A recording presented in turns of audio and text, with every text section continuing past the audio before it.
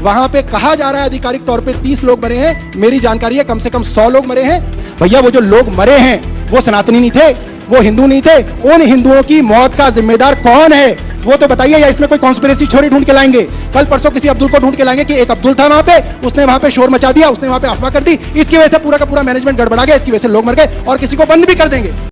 साथियों नमस्कार, स्वागत है आपका। साथियों आज की वीडियो में आप देखेंगे कि महाकुंभ में जो त्रासदी हुई है उसके ऊपर भी राजनीति चल रही है। सरकार कुछ आंकड़े दे रही है, लेकिन सौरभ भारद्वाज ने आज कुछ और आंकड़े दिए कि मौतें ज़्यादा हुई हैं और सरकार कम बता रही है। तो साथियों वीडियो बहुत शानदार है, वीडियो में अंत तक बने रहिए और चैनल को सब्सक्राइब जरूर कर दीजिएगा। तो चलिए वीडियो शुरू करते हैं।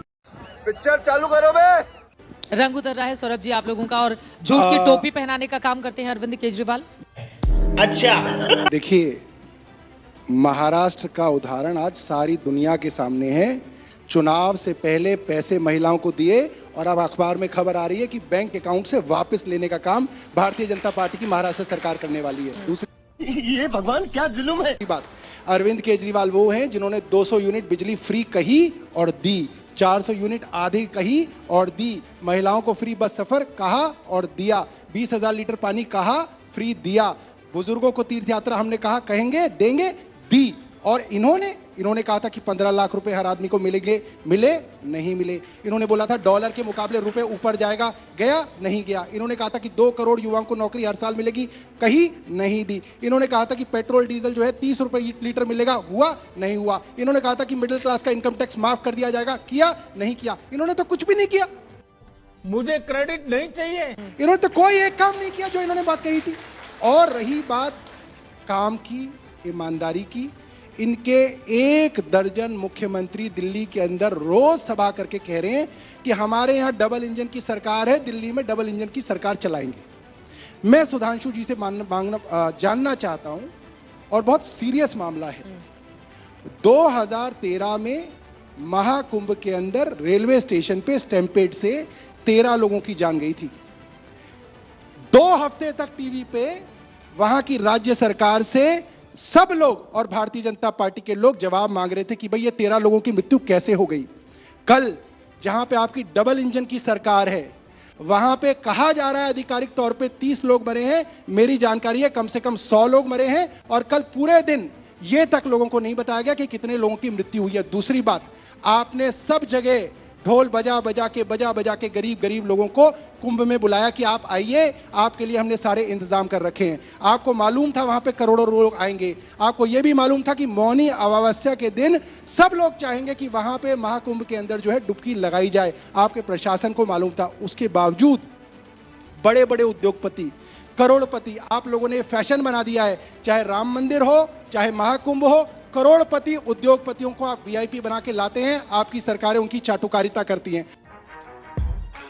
अरे देवा, ये गड़बड़ है बाबा। उसके कारण पिछले 1 हफ्ते से टीवी पे आ रहा है कि इन वीआईपी की वजह से जो आम आदमी है, जो 1 हफ्ते की छुट्टी लेके महाकुंभ देखने गया, जो 1 साल की अपनी सारी की सारी सेविंग्स खर्च करके महाकुंभ गया, जो छोटे छोटे बच्चों को, अपनी बूढ़ी मां को महाकुंभ दिखाने ले गया, सर पे पोटली रख के 20-20 किलोमीटर पैदल चल के महाकुंभ में पहुंचा, वो सारे के सारे लोग जो है कॉकरोच की भांति, बेचारे कीड़े मकोड़ों की भांति आप लोगों ने वहां पे साइड पे कर दिए और बड़े बड़े उद्योगपतियों को आपने वीआईपी बना के जो है महाकुंभ का दर्शन कराया, जिसकी वजह से वहां पे 100 से ज्यादा, मेरी जानकारी है 100 से ज्यादा लोगों की मृत्यु हुई। और आप इतने निर्दयी है आपकी सरकार कि आपने उनकी लाशों तक को नहीं रखा, उनके रिलेटिव्स को कह दिया कि आप खुद ही लाश ले जाइए, ताकि आपको सरकार को उन आंकड़ों को छुपाने का मौका मिले।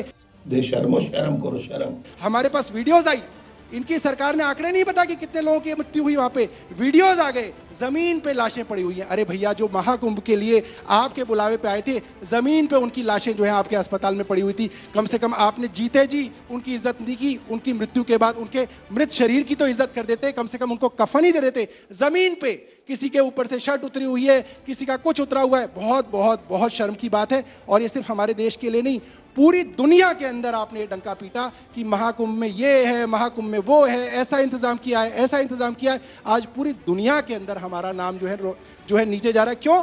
144, सारी दुनिया क्या कह रही है? 144 साल के अंदर भारत के अंदर महाकुंभ मना, सबको पता था करोड़ों लोग आएंगे। क्या इतनी बड़ी सरकार जो अपना ढोल खुद ही पूरे विश्व में पीट रही है, वो एक इंतजाम भी नहीं कर पाई? ठीक है, क्यों नहीं कर पाई? आप ये बताइए, इसके लिए कौन लोग जिम्मेदार है? अगर आपके मुख्यमंत्री जिम्मेदार नहीं है, तो आपके प्रशासन में कोई तो जिम्मेदार होगा। कोई तो डीआईजी हो जिसको आपने सस्पेंड किया हो, कोई तो डीसी हो, डीएम हो जिसको आपने सस्पेंड किया। आपने नहीं किया, क्यों नहीं किया? मैं उसका कारण भी बताता हूं। क्योंकि आपके प्रशासन के लोग लगातार आपकी सरकार को कह रहे थे कि आप इसको पॉलिटिकल इवेंट बना रहे हैं, इसकी वजह से करोड़ों लोग यहां पे आ रहे हैं, यहां पे स्टैम्पीड होने का खतरा है। आपके पास इतनी मैनेजमेंट नहीं थी, मगर आपने उस बात को इग्नोर किया, उनकी बात को आपने नहीं माना और जबरदस्ती एक पॉलिटिकल इवेंट बनाने के लिए आपने इतने सारे लोगों की वहां पे मृत्यु कराई, वरना आप अब तक किसी ना किसी बड़े अफसर को सस्पेंड कर चुके होते। अब मैं जवाब देना चाहता हूं। महाकुंभ में जो घटना हुई वो दुखद और हृदय विदारक है, और केंद्र और प्रदेश सरकार दोनों ने बहुत संवेदनशीलता के साथ इस पर प्रभावी कार्रवाई की है।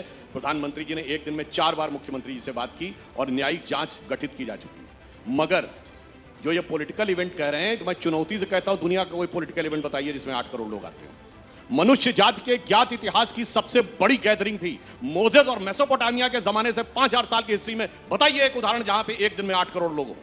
अबे साले तभी। सौरभ जी, अब आपसे जवाब दिल्ली पर आ जाते हैं। ठीक है, कुंभ को लेकर आपने सवाल पूछे, उन्होंने जवाब दे दिए। अब दिल्ली पर इलेक्शन हो रहे हैं, तो आपने 11 सालों तक क्या कामकाज किए हैं, उसी के आधार पर आपसे सवाल पूछे जाएंगे सौरभ जी, और उस पर आपको जवाब देना होगा। वो कह रहे हैं कि दिल्ली के मुद्दे पर आप बात नहीं करना चाहते। हेलो, माइक ऑन कर दिया आपने? अब जी चित्रा जी, माइक ऑफ किया नहीं था, गलत बात है कि आपने मेरी शांति हो जाए इस वजह से मैंने गुजारिश की थी। तो मैडम, अगर आप चाहते हो कि आपकी कही हुई बात ही मैं कहूं, तो फिर हमें क्यों बुलाते हो? इनकी यही दे दें हमें स्क्रिप्ट लिख के, जो ये कहेंगे वही बोल दिया करेंगे। जमाना है, कोई चेक कर सकता है किसने ज्यादा तो बोला है। चैलेंज करके कहता हूं। ठीक है सर, ठीक है, इनको बोलने ज्यादा ना बोला हो तो इनको बोलने देते हैं, जमाना है। अब इनको बोलने देते हैं। अगर हमारा माइक, मैं किसी को डिस्टर्ब नहीं करता पूरे देश में, माइक नहीं ऑफ है, मैं किसी के बीच में नहीं बोलता, और ये व्यक्ति हमेशा लगातार बोल रहा था। अरे झूठ बोल रहा है, ये झूठ बोल रहा है। मैं दिल्ली की जनता को बताना चाहता हूं, आम आदमी पार्टी 5000 रुपए का माइक हाथ में लेके चलती है और जनता के घर घर जाती है। इसलिए जो बड़े बड़े माइक लगे हुए हैं ना सारे में, इसके ऊपर हम डिपेंडेंट नहीं रहते। इन बड़े बड़े माइकों ने और इन बड़े बड़े कैमरों ने हमें 2013 भी हराई थी, 15 भी हराई थी, 20 भी हराई थी, मगर 5000 रुपए का आहूजा का माइक लेके चलता है आम आदमी पार्टी का वॉलंटियर, और गली गली घर घर चाय की दुकान पे जाके सच बताता है। इसलिए आप कितने भी चिल्ला लो इन चैनलों के ऊपर, जो लोग मरे हैं, ठीक है, उनकी आत्माएं ऊपर से देख रही होंगी और वो जान रही होंगी कि हमको किसने बुलाया था और किसकी लापरवाही से कितने लोग मरे हैं। आप छुपा लो, चैनलों पे मत चलवाओ खबर, चैनलों पे बहस भी मत होने दो, मगर सच्चाई कब तक छुपाओगे आप लोग? कब तक छुपाओगे?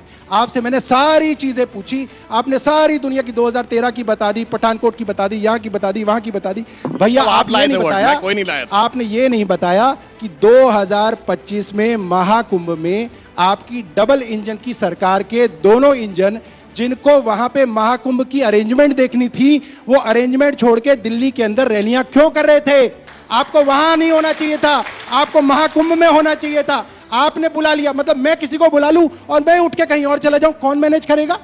इसीलिए तो किसी की जवाबदेही नहीं तय हो पा रही। क्यों नहीं हो पा रही? क्योंकि आपने वहां पे प्रशासन नहीं चलाया और आपको प्रशासन चलाना आता भी नहीं है।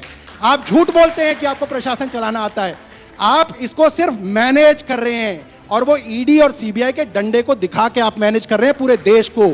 मगर देश अब समझ रहा है, धीरे धीरे सब समझ रहा है। जब आपकी मिसमैनेजमेंट के ऊपर उंगली उठाए तो आप इसमें कहते हैं इसमें तो सनातन का अपमान हो गया। भैया, वो जो लोग मरे हैं वो सनातनी नहीं थे, वो हिंदू नहीं थे। उन हिंदुओं की मौत का जिम्मेदार कौन है वो तो बताइए, या इसमें कोई कॉन्स्पिरेसी थ्योरी ढूंढ के लाएंगे?